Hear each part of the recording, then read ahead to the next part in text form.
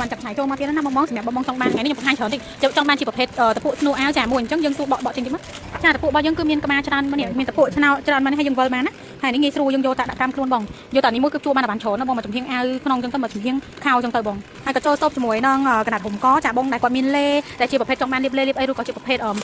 ម៉ាស់បិទមុខរបស់យើងនៅសល់ទឹកនេះហ្នឹងបងអាចច្បាស់ចូលជាមួយនឹងមកលើជាមួយនឹងកណាត់រុំកយើងហ្នឹងមកជើងហ្នឹងមកបន្ទាប់មកយើងអាចធ្វើការរុំប៉ាត់ជុំវិញកយើងដាក់ទៅលើចែរបស់យើងទៅហើយយើងអាចរុំប៉ាត់ជុំវិញករបស់យើងដើម្បីម៉ាស្សាឬក៏ធ្វើឲ្យសាច់របស់យើងកាន់តែស្អាតកាន់តែទន់ជាងហ្នឹងណាអានេះបច្ចៈរុំកបងរុំកដូចរុំតុកតាហ្នឹងអញ្ចឹងចូលសពជាមួយនឹងកូនកញ្ចក់ដាក់ក្នុងបន្ទប់ទឹកចាបងនិយាយបងចង់ដាក់ណាក៏បានដែរតែពីច្រើននេះពួកខ្ញុំយកមកដាក់ក្នុងបន្ទប់ទឹកអញ្ចឹងណាបងគឺវាអាចកាច់បានចាបងហើយមកជាមួយនឹងជើងដើម្បីធ្វើឲ្យក៏មកជាមួយនឹងនេះប្រាប់ជាប់បិទនេះនិយាយទៅរបាយនេះបងដាក់ទៅហ្នឹងជាប់ជាមួយនឹងហ្នឹងទៅហើយបងពួកទៅគឺវាស្អាតដែរហើយអានេះដែរគឺយើងអាចប្រវល់បងចេញចូលបានទៀតអញ្ចឹងណាបង